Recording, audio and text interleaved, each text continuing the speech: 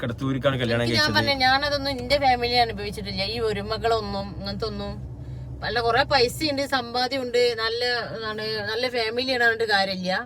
പക്ഷെ ഒരുമ എന്നുള്ള സംഭവം ഞാൻ എന്റെ ഈ 20 വർഷത്തിന് ശേഷമാണ് ഞാൻ പഠിച്ച. ഒരു ജീവിതം എങ്ങനെയാണ് ജീവിക്കേണ്ടത്, ആരോട് എങ്ങനെയൊക്കെയാണ് പെരുമാറേണ്ടത്, അങ്ങനെയൊക്കെ അല്ലേ കുറച്ച് കാര്യങ്ങൾ. അപ്പൊ 2 ആഴ്ച കൂടുമ്പോ ഉമ്മ പൈസ വാങ്ങാൻ വേണ്ടി വരും, കൂലി വാങ്ങാൻ. അപ്പൊ ഉമ്മക്ക് പൈസ കൊടുത്തിട്ട് ഏകദേശം ഒരു 100-200 മീറ്ററോളം നടന്നിട്ടാണ് ഉമ്മ വെട്ടിച്ചിറ ബസ് കയറല്. ആ ബസ് കയറുന്ന അവിടം വരെ ഞാൻ ഉമ്മാനെ ഇങ്ങനെ നോക്കി വെക്കും. 4ാം ക്ലാസ് പഠിക്കുന്ന പ്രായം. ഹലോ ഗൈസ്, അസ്സലാമു അലൈക്കും, welcome back to my channel. ഇന്നത്തെ പുതിയ വീഡിയോയിലേക്ക് എല്ലാവർക്കും സ്വാഗതം. ഞങ്ങൾ ഇന്നൊരു ബൈക്ക് ഇറങ്ങിയതല്ലേ, പുറത്തേക്ക് ഇങ്ങനെ ഇറങ്ങിയപ്പോ അപ്പൊ വണ്ടിയിൽ വെച്ചിട്ട് തന്നെ ആ വീഡിയോ ഇന്നലെ പറഞ്ഞ ബാക്കി പറയാന്ന് വിചാരിച്ചിട്ടാ. അതെ അതെ, അത്രയും പറഞ്ഞ സ്ഥിതിക്ക് അത് നീട്ടിക്കൊണ്ടാൻ വയ്യ, ലെങ്ത് കൂടും. നിങ്ങൾക്ക് ചടപ്പാവും അങ്ങനെയൊക്കെ കേൾക്കുമ്പോ. വളരെ ദയനീയമായ ഓരോ കാര്യങ്ങളാണ് ഇപ്പൊ നമ്മളെല്ലാം കേട്ടതും ഇനി പറയുന്നതും. അപ്പോ വീഡിയോ ആദ്യമായിട്ട് കാണുന്നവരൊക്കെ ഒന്ന് സബ്സ്ക്രൈബ് ചെയ്യുക, ലൈക്ക് ചെയ്യുക, ഷെയർ ചെയ്യുക, അഭിപ്രായം കമന്റ് ഇടുക. അപ്പൊ ഞാൻ പറഞ്ഞില്ല, കുഞ്ഞു മക്കളെ, ഒരു പെങ്ങളെ മാത്രമാണ് കല്യാണം കഴിച്ചു വിട്ടിട്ടുള്ളത്. ബാക്കി 4 കുഞ്ഞു മക്കളെ ഇട്ടിട്ടാണ് അള്ളാഹുവിന്റെ വിളിയിലേക്ക് ഞങ്ങൾ പോയത്. ഉപ്പാക്ക് ഉണ്ടായത് എന്താ വെച്ചാൽ ഇപ്പൊ ഒരു കൃഷിപ്പണിക്കാരനായിരുന്നു. പാടത്ത് വരമ്പ് വെക്കുമ്പോ അവിടുന്ന് കൈക്കോട്ട് തട്ടി, ഒരു കമ്മ്യൂണിസ്റ്റപ്പ തട്ടി എന്നൊക്കെയാണ് പറയുന്നത്. അതിന്റെ പോയിസം വന്നിട്ടാണ് മരിച്ചതെന്നാണ് പറയുന്നത്. ആദ്യം നമ്മുടെ കടുങ്ങാത്തുണ്ടിൽ പണ്ടത്തെ കാലത്തുണ്ടായിരുന്നു കുമാർ ഡോക്ടർ ഹോസ്പിറ്റല്, അതിൽ കുറെ കിടന്ന് എന്നിട്ട് കോഴിക്കോട് മെഡിക്കൽ കോളേജിൽ കൊണ്ടുപോയിട്ട് അവിടെ നിന്നാണ് മരിച്ചതെന്നാണ് പറയണത്. അന്ന് വലിയ അളിയാനൊക്കെയാണ് എല്ലാം ചെയ്തിരുന്നത്. പിന്നെ നമ്മുടെ നാട്ടുകാരും ഏതായാലും അവിടെ 7 ദിവസം കിടന്ന് മെഡിക്കൽ കോളേജിൽ നിന്ന് മരിച്ച് അങ്ങനെ ഉണ്ടായത്. ഏതായാലും അതൊക്കെ കഴിഞ്ഞ് പിന്നെ ഞാൻ പറഞ്ഞില്ലേ, ഉമ്മ ഈ കുഞ്ഞു മക്കളായിട്ട് ഇങ്ങനെ ജീവിക്കുകയാണ്. ഉമ്മ കൂലിപ്പണിക്കൊക്കെ പോയിട്ട്, കൂലിപ്പണി എന്ന് വെച്ചാൽ ഞാൻ നേരത്തെ പറഞ്ഞ പോലെ അടുക്കളപ്പണി ആയിക്കോട്ടെ, കല്യാണത്തിനുള്ള ഹെൽപ്പിങ്ങിനായിക്കോട്ടെ, പിന്നെ അതുപോലെ തന്നെ ഈ കൂടി ഇറക്കുക, തെങ്ങ്, അങ്ങനെ എല്ലാവിധ.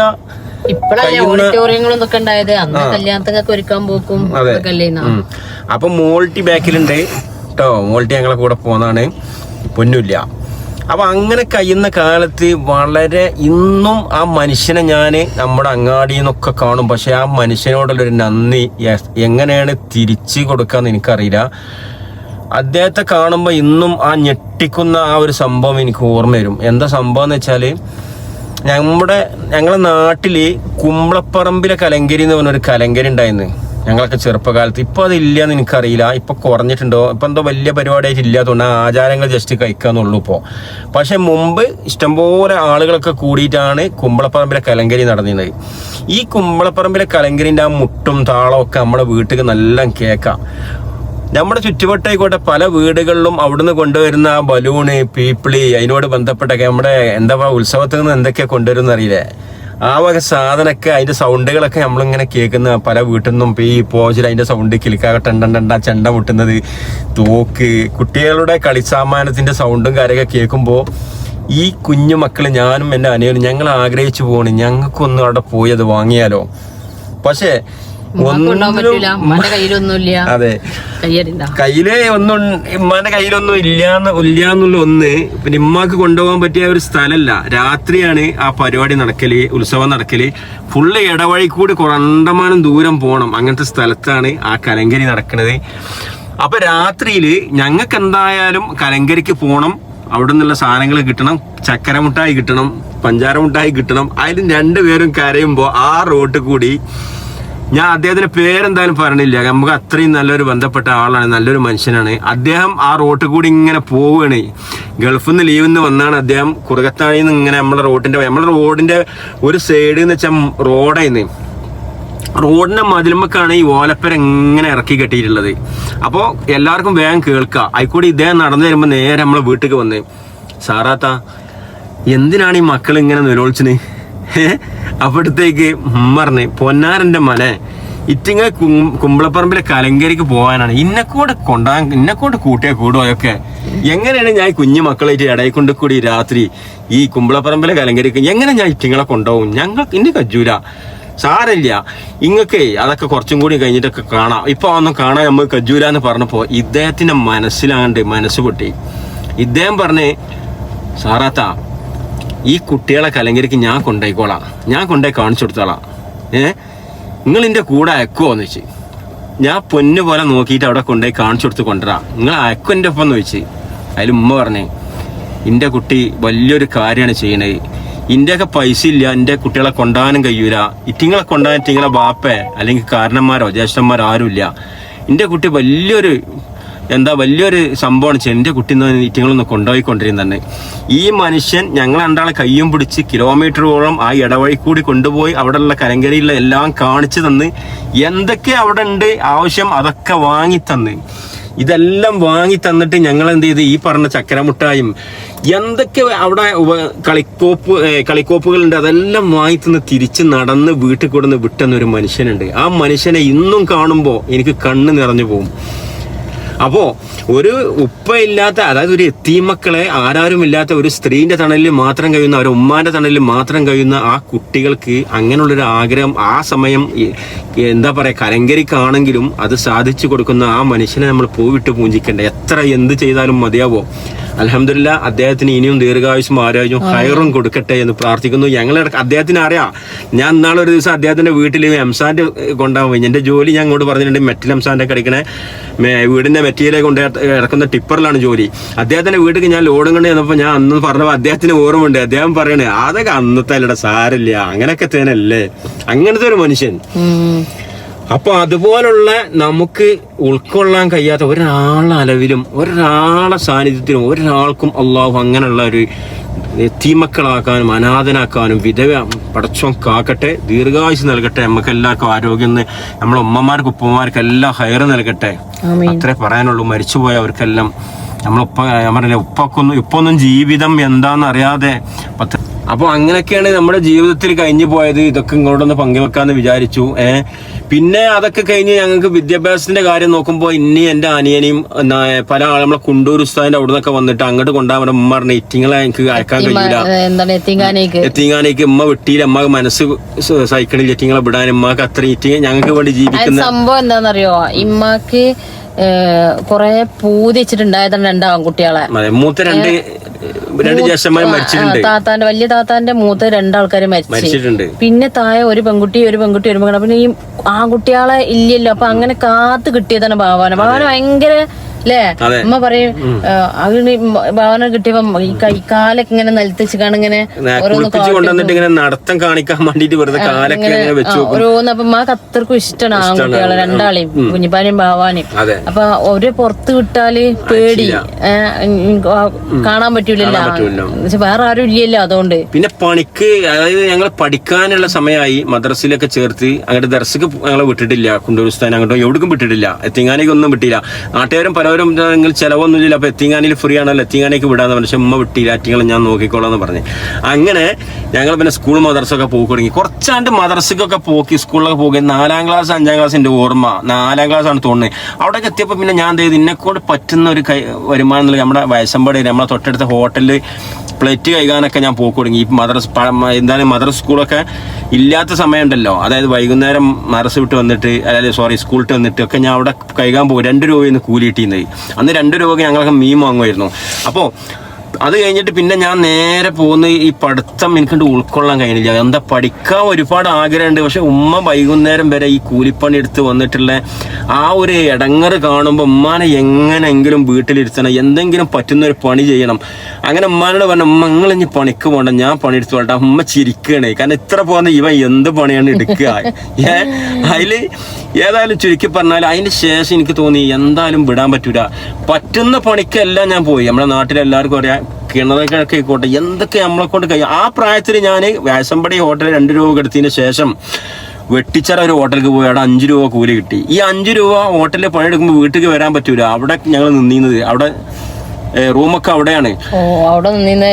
പണിന്ന് വെച്ചാൽ കാലത്ത് 5 മണിക്ക് തുടങ്ങിയ രാത്രി 12 മണി വരെ പണിയാ. അങ്ങനെ പണിയെടുത്തിന് 5 രൂപ കൂലി. ആ 5 രൂപ ഇന്ന് എന്തായാലും എനിക്ക് തോന്നുന്ന 500 രൂപെങ്കിലും ആയിരിക്കും. കിടക്കാൻ അത്ര ആവും. ക്ലീനിങ്ങും കാര്യമൊക്കെ കഴിഞ്ഞിട്ട് 10 മണിക്ക് അങ്ങനെ അടക്കും. ആ വലിയ ഹോട്ടലായിരുന്നു, സംഘം ഹോട്ടൽ എന്നാണ് ഹോട്ടലിന്റെ പേര്. അപ്പൊ അതിൽ നിന്നിട്ട് ഒരാഴ്ച 2 ആഴ്ച ഒക്കെ കൂടുമ്പോ പൈസ വാങ്ങാൻ ഉമ്മ വരും. അതിൽ പൈസ വാങ്ങാൻ ഉമ്മ വരുമ്പോ ഉമ്മ പൈസ വാങ്ങിയിട്ട്, അപ്പോൾ 2 ആഴ്ച കൂടുമ്പോൾ ഉമ്മ പൈസ വാങ്ങാൻ വേണ്ടി വരും, കൂലി വാങ്ങാൻ. അപ്പം ഉമ്മക്ക് പൈസ കൊടുത്തിട്ട് ഏകദേശം ഒരു 100-200 മീറ്ററോളം നടന്നിട്ടാണ് ഉമ്മ വെട്ടിച്ചിറ ബസ് കയറല്. ആ ബസ് കയറുന്ന അവിടം വരെ ഞാൻ ഉമ്മാനെ ഇങ്ങനെ നോക്കി വെക്കും. 4ാം ക്ലാസ് പഠിക്കുന്ന പ്രായട്ടാ, അന്നൊന്നും ബാലവേലൊന്നും ഇല്ല. ഇനി വേറിപ്പോയാൽ എന്റെ അഭിപ്രായത്തിൽ 10 വയസ്സ് കൂട്ടിക്കോളൂ, ഏറിപ്പോയാൽ എന്റെ ഓർമ്മ അങ്ങനെയാണ്. അതെ, അതിങ്ങനെ നോക്കി നിന്നിട്ട് ഉമ്മ ബസ് കയറി പോകുന്നേരം, കാരണം ഉമ്മാന്റെ കൂടെ എനിക്ക് പോകാൻ ആഗ്രഹമുണ്ട്, പക്ഷെ എനിക്ക് പോവാൻ കഴിയൂല്ലോ. അതും നോക്കി നിന്ന് 7ാം ക്ലാസ് കഴിഞ്ഞിട്ടാവും. അല്ല 7ാം ക്ലാസ് പോയിട്ട് ഞാൻ വേറൊരു ഫീൽഡിലും പോയില്ല, വണ്ടിമക്കാണേ. പിന്നെ എന്തൊക്കെയാ എന്റെ സ്കൂളിൽ ലീവ് ഉള്ളപ്പോഴായിട്ട് ഞാൻ അവിടെ നിന്നിങ്ങനെ ഓർമ്മയില്ല. എനിക്ക് തോന്നുന്നത് സ്കൂൾ വെക്കേഷൻ ടൈമിലാണ് വെട്ടിച്ചിറ പോയിക്കണെന്നാണ് എന്റെ ഓർമ്മ. അപ്പൊ ഇതൊക്കെ കഴിഞ്ഞിട്ട് പിന്നെ കുറച്ചും കൂടിയൊക്കെ ആയി, ഞാൻ ഏകദേശം 6ാം ക്ലാസ്സിൽ ഉള്ള സമയത്ത് എങ്ങനെയെങ്കിലും ഉമ്മാക്കൊരു തണലാവണം. അവസാനം എന്ത് ചെയ്ത്, പഠിക്കാൻ പോകുന്ന ബുക്കെല്ലാം വീടിന്റെ ബാക്കിൽ കീറിയിട്ട് അതില് ആകെ ബേജാറായി. അപ്പൊ പക്ഷെ അടുത്ത വീട്ടിലെ ഒരു പെൺകുട്ടി പറഞ്ഞ് അത് കുഴപ്പമില്ല, ഇന്ത്യയിലും കൂടി നോക്കി പഠിക്കാൻ വീണ്ടും തുടരേണ്ടി വന്നു. അവസാനം എന്ത് ചെയ്ത് പഠിപ്പ് നിർത്തി. ഉമ്മാന്റെ ഈ രംഗം കാണാൻ വയ്യാതായിട്ട് എല്ലാ പണിക്കും വേറെ ഒപ്പിച്ച് കൊണ്ടുവന്ന് തൽക്കാലം ആ കുട്ടിയുടെ. അപ്പൊ എന്തായാലും പഠിപ്പ് വീണ്ടും തുടർന്നെങ്കിലും കൂടിയിട്ട് എനിക്ക് പഠിക്കാൻ താല്പര്യമില്ലായിട്ടല്ല, ഉമ്മാനെ സഹായിക്കണം, ഉമ്മാനെ ഇവിടെ ഇരുത്തണം, വേറെ ആരും ഇല്ലല്ലോ. അപ്പോ ഇമ്മാനെ സഹായിക്കാൻ വേണ്ടിയിട്ട് പിന്നെന്ത് ചെയ്യും, പണ്ടത്തെ കാലത്ത് ഈ ഓരോ വീട്ടിൽ നിന്ന് മില്ലിക്ക് പറഞ്ഞേക്കും, റേഷൻ കടയ്ക്ക് പറഞ്ഞേക്കും, നെല്ല് കുത്താൻ പറഞ്ഞേക്കും. ആ പണിക്കൊക്കെ തലയിലേറ്റിയാണ് അങ്ങനെ പോക്ക് തുടങ്ങി. അതിന് കിട്ടുന്ന ചെറിയ വരുമാനം കിട്ടും. അങ്ങനെ ഏതായാലും പോയി ലാസ്റ്റ് ആന്ധ്ര, പിന്നെന്താ മദ്രാസ്, ബോംബെ, ഇവിടൊക്കെ ഞാൻ പണിയെടുത്തു. എൻ്റെ അളിയൻ്റെ കൂടെ ഫസ്റ്റിൽ ആന്ധ്രയ്ക്ക് ഞാൻ പോണേ പെങ്ങളെ ഭർത്താവിൻ്റെ കൂടെ, മുത്തമ്മൻ്റെ മോനും കൂടെയാണ് അദ്ദേഹത്തിൻ്റെ കൂടെ ആദ്യം പോകുന്നത്. അദ്ദേഹം ട്രെയിനിൽ സ്ഥലമില്ലാത്തതുകൊണ്ട് അദ്ദേഹം ഒരു ബ്രീഫ് കേസിൻ്റെ മേലെ ഇരിക്കാൻ സ്ഥലമില്ലായിട്ട് അദ്ദേഹത്തിൻ്റെ മടിയിൽ ഞാനിരുന്നൊരു കാൽമേ. അപ്പോൾ എൻ്റെ പ്രായം വലുപ്പം എത്ര നിങ്ങൾ ചിന്തിച്ചാൽ മതി. അങ്ങനെ അദ്ദേഹം ഒരുപാട് കഷ്ടപ്പെട്ടാണ് അന്ന് ആ ആന്ധ്രയിൽ കൊണ്ടുപോയത് എന്നെ, മനസ്സിലായോ? അപ്പൊ അങ്ങനൊക്കെ കഷ്ടപ്പെട്ട് ഇതാ ഇങ്ങനെ പോന്ന്. ഇപ്പൊ അൽഹംദുലില്ലാ വലിയ കുഴപ്പങ്ങളൊന്നുമില്ല. പിന്നെ അങ്ങനെ കുറെ കഴിഞ്ഞിട്ട് ഞങ്ങളൊക്കെ വലുതായി. പിന്നെ ഞങ്ങൾ ആ ഓല വീടൊക്കെ ഒഴിവാക്കി. ഉമ്മാക്ക് കുറച്ചൊരു ചെറിയൊരു ഇത് ഉമ്മാന്റെ അവിടെ നിന്ന് നാട്ടിൽ നിന്ന് കിട്ടാണ്ടായിരുന്നു. ഉമ്മാന്റെ ഒരു വിഭാഗത്തിനോട് ബന്ധപ്പെട്ട കുറച്ച് പൈസ 70,000 രൂപ, അതും പിന്നെ നമ്മുടെ നാട്ടുകാരും എല്ലാം ബന്ധപ്പെട്ട് നമ്മളെ വീട്, നാട്ടുകാരൊക്കെ ഒരുപാട് ഹെൽപ്പ് ചെയ്തിട്ടുണ്ട്. വേറൊരു വീട് വെച്ച് അവിടെ ഉപ്പ മരിക്കുമ്പോൾ ഒരു പെങ്ങളാണ് കല്യാണം കഴിച്ചിട്ടുള്ളത്, വേറെ 2 പെങ്ങന്മാർ കല്യാണം കഴിക്കാനാണ്. അത് ഞങ്ങളുടെ നാട്ടുകാർ കട്ടക്ക് നിന്നിട്ടാണ് ആ കല്യാണം കഴിഞ്ഞത്. ബാക്കിക്കാരും കുടുംബക്കാരും കാര്യമായിട്ട് വലിയത് ഉണ്ടായിട്ടില്ല. ചിലപ്പോൾ ഇല്ലായിട്ടാവും. അതിൽ പുറമെ ഒരേ സാമ്പത്തികമാണ്. എന്നാലും തടി കൊണ്ടുള്ളൊരു സഹകരണം ഉണ്ടായിട്ടില്ല എന്നെ ഓർമ്മ. ഇന്നും ഉമ്മ കരഞ്ഞിന്ന് ആ ഓർമ്മ എനിക്കുണ്ട്. കാരണം പെങ്ങൾക്ക് നിക്കാന് കൈ കൊടുക്കാനൊക്കെ വരാൻ പറഞ്ഞിട്ട് പല ആളുകളും വന്നിട്ടില്ല. അങ്ങനെയൊക്കെ ഉണ്ടായിട്ടുണ്ട്. ഞങ്ങൾ ശരിക്കും നാട്ടുകാരുടെ ഒരു സഹായത്താലാണ് അന്ന് കഴിഞ്ഞത്. അതല്ലാതെ വേറെ ആരും ഉണ്ടായിട്ടില്ല. അമ്മോനൊക്കെ കുറേ നാട്ടിൽ അങ്ങോട്ട് പോകാൻ വേണ്ടി വിളിച്ചിരുന്നു. പക്ഷേ ഉമ്മ പറഞ്ഞു, എൻ്റെ ഭർത്താവ് ഈ മഹലിലാണ് കിടക്കുന്നത്, എൻ്റെ ഭർത്താവിനും ഇത്ര പോകുന്ന കുട്ടികളെയും വിട്ട് ഈ നാട്ടിൽ നിന്ന് ഞാൻ പോരൂല, എൻ്റെ ജീവിതത്തിൽ ഇനിയൊരു വിവാഹമില്ല, ഞാൻ വേറൊരു വിവാഹം കഴിച്ചാൽ എനിക്ക് ഇതേപോലെ എൻ്റെ കുട്ടികളെ നോക്കാൻ കഴിയൂല എന്ന് പറഞ്ഞ പൊന്നുമ്മയാണ് ഞങ്ങളമ്മ. അപ്പോൾ അങ്ങനൊക്കെ കഴിഞ്ഞ് പിന്നെന്താ ഉണ്ടായത്, ഇന്നും ചെറിയ കുട്ടികളെ ചീത്തറിച്ചില്ലേ ആ കേക്കണങ്ങള്. ഇപ്പോഴും ഉമ്മാന്റെ മനസ്സില് ഭാവി കുഞ്ഞിപ്പിയും വലുതായിട്ടില്ല. അതെ, ആ ചീത്ത കേട്ടില്ലെങ്കിൽ ഒരു സമാധാനം ഉണ്ടാവില്ല. ഭാവി കുഞ്ഞിപ്പി ഇന്നും ആ ഒരു മദ്രസ സ്കൂൾ പോണ കുട്ടിയാണ്. ഉമ്മ നോക്കിയ കുട്ടിയാണ്. അന്നത്തെ മൈക്ക് ഇന്നും ചീത്തറിയും. അത് പേരക്കുട്ടികളും ചീത്തറിയും. ഭയങ്കര രസാ. ഇങ്ങോട്ട് പറയാൻ എന്റെ അമ്മ ഒന്നും എടുക്കാത്ത ജോലികളില്ല. ഒരു പെണ്ണിന് എടുക്കാൻ പറ്റാത്ത ജാതി എല്ലാവിധ ബുദ്ധിമുട്ടുള്ള ജോലികളും ചെയ്തിട്ടുണ്ട്. ഞാൻ പറയും എന്താണ് ദിവസം ഒരു 100 റുപ്യ കിട്ടി ഞാൻ എന്തെങ്കിലും ജോലിക്കോട്ടെ, പുറത്തേക്ക് ടൈലറിങ്ങിന്റെ പുറത്തൊരു കട ഇട്ടുകൊണ്ട് ഞാൻ പോട്ടെ, അല്ലെങ്കിൽ ഞാൻ സ്റ്റിച്ചിങ്ങിന് പോട്ടെ. ഞാൻ മരിച്ചിട്ട് പോയിക്കോണ്ട് എന്റെ അമ്മേനെ പണിക്ക് പോയിക്കാണ്ട് ജീവിച്ചാണ്. എനിക്ക് എന്റെ ഫാമിലി ആരും പണിക്ക് പോയിക്കാണ്ടുള്ള എനിക്ക് പറ്റൂല. ഞാൻ മരിച്ചിട്ട് മണേജ് പോയിക്കോണ്ടി എന്നോട് ഉൾക്കൊള്ളാൻ കഴിയൂല. കാരണം ഉൾക്കൊള്ളാൻ പറ്റൂല, അനുഭവിച്ചതാണ്. അതുകൊണ്ടാണ് ഇപ്പൊ നമുക്ക് ഇപ്പൊ ഇവളെ ഫാമിലി തന്നെ ഞങ്ങളെ പോലുള്ള ഫാമിലി ഒന്നല്ല. ഞങ്ങള് സംഭവം ഫാമിലി എന്ന് വെച്ചാൽ നല്ല തറവാടും കാര്യങ്ങളൊക്കെ ആ നാട്ടിലുള്ളവരല്ലേ. ഇവിടെ ഞങ്ങൾ പാവപ്പെട്ടവരാണ്, എത്തിമക്കളായിരുന്നു. ഉമ്മ ജോലിക്കൊക്കെ പോയി കണ്ട് ജീവിച്ച ആൾക്കാരാണ്. ഉമ്മ കൂലിപ്പണിക്ക് പോയിക്കണേ. ഞങ്ങൾ പാവപ്പെട്ടവരാണ്, ഒന്നിനും കഴിയാത്തവരെന്ന് ആ നാട്ടുകാർ തന്ന സഹായത്തിലൊക്കെ കഴിഞ്ഞ ആൾക്കാരാണ്. അപ്പോൾ ഇവളെ ഫാമിലി എന്ന് പറഞ്ഞാൽ അങ്ങനല്ല. അപ്പോൾ ഇവളെ ഫാമിലി എന്ന് പറഞ്ഞപ്പോൾ അതിലൊക്കെ ഇവളെ വീട്ടിലുള്ളവർക്കൊന്നും ഒരു പ്രശ്നമില്ല. ഇവളെ വീട്ടുകാർ 100 വട്ടം നല്ല സന്തോഷിച്ച് സമാധാനത്തിൽ അവരെ 100 വട്ടം തൃപ്തിയിലാണ് കല്യാണം കഴിച്ചത്. പക്ഷെ അവരെ ഫാമിലികൾ കുറെ ഉണ്ടാവില്ല, അവർക്ക് ബന്ധപ്പെട്ടവരൊക്കെ അവർക്കൊക്കെ ഒരു മോശം ഉണ്ടാവും. ഞങ്ങള് എന്താണ് ഇന്ന ആളെ കുട്ടീനെ കെട്ടിച്ചിരിക്കുന്ന സാറാത്താന്റെ മോക്കാണ്, അല്ലെങ്കിൽ ഇന്ന ആളെ, മനസ്സിലായ ഇനിയിപ്പൊ ഒരാള് എന്റെ ഫാമിലി ഒരാള് നല്ലത് പറഞ്ഞിട്ടില്ല. നല്ലത് നല്ല എന്താ പറയാ, പണിക്കോയിന്നൊക്കെ മോശമാണ്. ഒരാളും അയച്ചിട്ടില്ല. ഇഷ്ടമില്ലാത്ത എന്റെ ഫാമിലിയിൽ എന്റെ ഇപ്പ ഇമ്മ എന്റെ വല്യമ്മ, അതെ, അവർക്കൊക്കെ ഒരു പ്രശ്നം ഉണ്ടായിട്ടില്ല. അവർ അൽഹംദുലില്ലാ സന്തോഷത്തോടെയാണ് ചെയ്തു തന്നിട്ടുള്ളത്. ബാക്കി ആർക്കും സമ്മതം, പല ആൾക്കാർക്കും സമ്മതം ഉണ്ടായിരുന്നില്ല. ഒരുപാട് ആൾക്കാർക്ക് സമ്മതം. അങ്ങനെ ജീവിച്ചൊരു ഉമ്മയാണ്. കാരണം എന്നുവെച്ചാ നമ്മളെ കുറുക ദേശം എന്ന് പറഞ്ഞാല് ഫുള്ള് ഉമ്മാനെ അറിയാത്തോലും ആരുമില്ല. ഉമ്മ ജോലി ചെയ്ത് ജീവിച്ച പക്ഷെ അന്തസ്സല്ലേ, നമ്മളെ മക്കളെ നോക്കാനല്ലേ. ഉമ്മാന്റെ കാര്യം പറയാന്ന് വെച്ചാൽ ഇത് ഏകദേശം നമ്മുടെ മിനിസ്ട്രി ഭാഗത്തോടൊക്കെ അല്ലെങ്കിൽ ഗവൺമെന്റിനോട് ബന്ധപ്പെട്ട എന്തെങ്കിലും വിഷയമാണെങ്കിൽ ഉമ്മാക്കൊരു സ്പെഷ്യൽ എന്താ പറയാ ഒരു അവാർഡ് കൊടുക്കും. അങ്ങനത്തെ പറഞ്ഞ അതൊന്നും ഞാൻ കേട്ട കഥയ്ക്ക് എത്തിയിട്ടില്ല. 20% എത്തിയിട്ടുള്ളൂ. ഇതില് 80% എടുക്കാണ്. പിന്നെ മുഴുവൻ അപ്പൊ ഇതിലിപ്പോ ഇങ്ങനെ ഫുള്ള് പറയാൻ പറ്റില്ല. ലെങ്ത് കൂടും, ഒരുപാട് പ്രശ്നമുണ്ട്. അപ്പൊ നമ്മള് ഫുള്ള് നമ്മള് പറയാൻ പറ്റൂല. പല ഒരുപാട് ആൾക്കാർക്ക് പ്രശ്നമായി മാറും, പ്രശ്നമാവും. അപ്പൊ അങ്ങനെ പറയാൻ പറ്റും. പല ആൾക്കാർക്കും അതിൽ ബുദ്ധിമുട്ടുണ്ടാവും, കേൾക്കുമ്പോ വിഷമം ഉണ്ടാവും, അല്ലെങ്കിൽ ദേഷ്യം ഉണ്ടാവും. അപ്പൊ നമുക്ക് ഫുള്ളൊന്നും പറയാൻ പറ്റില്ല. പിന്നെ ഉമ്മ എന്ന് വെച്ചാൽ ഞാൻ പറഞ്ഞില്ലേ, ഉമ്മ ഒരുപാട് ഈ നാട്ടിൽ തന്നെ ഒരുപാട് അനുഭവിച്ചിട്ടുണ്ട്.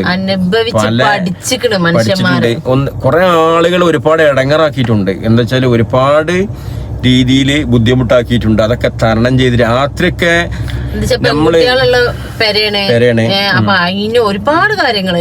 ഒരുപാട് കാര്യങ്ങള് മനസ്സിലായ. ഒരു വ്യക്തിയൊക്കെ പണ്ടത്തെ കാലത്ത് രാത്രി എല്ലാവരും ഇങ്ങനെ ടോർച്ചടിച്ചാണ് നടക്കുക. അപ്പൊ നമ്മള് താമസിക്കുന്ന വീട് പഴയ ഓല വീടാണ്. അതിനോട് ചെറുത്തിട്ട് നമ്മൾ പണ്ടൊക്കെ പറയും കുളിക്കാനെ ഒരു പെര ഉണ്ടാക്കുക, അല്ലെങ്കിൽ മൂത്രപ്പെര എന്നൊക്കെ പറയും. അത് ഓല കൊണ്ട് തന്നെ ഉണ്ടാക്കുക. അപ്പൊ പല ആളുകൾക്കും അറിയാം. അപ്പൊ അങ്ങനെ എന്താ പറയാ, ഇപ്പൊ മരിക്കുമ്പോ ഒരു പെങ്ങളെയാണ് ഞാൻ പറഞ്ഞില്ലേ കല്യാണം കഴിച്ചിട്ടുള്ളത്. ആ അളിയന് ഞങ്ങളെ ഇപ്പൊ മരിച്ചിട്ട് ഒരു ഉപ്പാനെ പോലെ ഞങ്ങളെ നോക്കിയിട്ടുണ്ട്. ആ അളിയനൊന്നും ഞങ്ങളെ വിട്ട് പിരിഞ്ഞിട്ടുണ്ട്, എല്ലാരും വിട്ട് പിരിഞ്ഞിട്ടുണ്ട്. അളിയന്റെ കൈ പിടിച്ചാ പറഞ്ഞ എന്റെ കുട്ടികളെ നോക്കണട്ടാന്ന്. ഇപ്പൊ മരിക്കുമ്പോ മെഡിക്കൽ കോളേജിൽ നിന്ന് എന്റെ കുട്ടികളെ എന്നെ ഏൽപ്പിച്ചിട്ട് അപ്പാൻ അളിയനെ വിളിച്ചിട്ട് അളിയനെയാണ് കൈകാര്യം ഒരു ഇപ്പാനെ പോലെ അളിയൻ പോയതിന്റെ ശേഷമാണ് ഞങ്ങൾ ശരിക്കും തളർന്നത്. അതുവരെ ഞങ്ങൾക്ക് ഒരുപാട് ആരുമില്ല എന്നുള്ളൊരു ചിന്ത ഉണ്ടായിരുന്നില്ല. പെങ്ങളെ കല്യാണം കഴിച്ച വീട് വെച്ചിട്ടല്ല ഇവര് ജീവിച്ചിരിക്കുന്നത്. കലോട്ടുപാറ പെങ്ങളെ കല്യാണം കഴിച്ച് വീട് വെച്ചിട്ടില്ല, സ്വന്തം വീട് പോലെയാണ് ഇവര് അനിയന്മാരും പെങ്ങന്മാരും എല്ലാം ഇപ്പോഴും അങ്ങനെ തന്നെയാണ്. അതുപോലെ തന്നെ അവിടുത്തെ താത്താന്റെ അമ്മായിമ്മ എന്ന് പറയാൻ പറ്റൂല, താത്താന്റെ അമ്മ എന്ന് പറയാൻ പറ്റുള്ളൂ. അങ്ങനെ നല്ല അമ്മയാണ് അവര്. ആ ഫാമിലിന്റെ താത്താന്റെ ഫാമിലി എന്ന് പറഞ്ഞാല് ഒരു താത്താന്റെ ആങ്ങള ഞങ്ങളൊന്നും കാണുന്നത് അങ്ങനത്തെ ഒരു രീതിയിലല്ല. അങ്ങനെ ഒരു ജീവിതമല്ല ജീവിക്കണത് ഞങ്ങള്. മനുഷ്യന്മാർ വേറെ ഇല്ല എന്ന് പറയാം ഒറ്റടിക്ക്. അപ്പൊ ഇപ്പോഴും താത്താന്റെ ഇളച്ചന്മാരൊക്കെ വെറൊരു ജ്യേഷ്ഠനിയന്മാരെ പോലെയാണ്. അങ്ങോട്ടും ഇങ്ങോട്ടും വാട്സപ്പിലായിക്കോട്ടെ, ഒരു പരിപാടി കൂടുമ്പോഴായിക്കോട്ടെ, എന്തിനും മുതിർന്നയിക്കാണ്ട് നമ്മളെ നമ്മളെ കാര്യം നോക്കാം. എന്തിനും ഭയങ്കര ഉഷാറല്ല മനുഷ്യന്മാരാണ്. എന്താ പറയാ, ഓൾക്ക് എങ്ങനെയാണ് വളവ് തിരിവ് എങ്ങനെ മറച്ചു വെക്കാവൊന്നും അറിയില്ല. നല്ല മനുഷ്യന്മാരാണ്. അതേപോലെ തന്നെ രണ്ടാമത്തെ താത്താനെ കെട്ടിയ ഉമ്മാന്റെ ജ്യേഷ്ഠത്തിന്റെ മോനാണ്. അതെ, രണ്ടാമത്തെ അവിടെ നല്ല രസം. എല്ലാരും മൊത്തത്തില് ഇവര് ഫാമിലി എന്ന് പറഞ്ഞാല് നല്ല ഒത്തൊരുമയാണ്. എല്ലാരും ആർക്കും ദേഷ്യം, വാശി, അസൂയ അങ്ങനത്തെ സംഭവങ്ങള് ഒരു പൊടി പോലും ഇല്ല. അതാണ് ഏറ്റവും ഒരു മനുഷ്യന് ഇത്. ഇവരെ ഫാമിലിയില് ഇപ്പൊ ഇവര് ഇമ്മാന്റെ ഈ 5 മക്കളിട്ടാ, പുറത്തുള്ള എനിക്കറിയില്ല.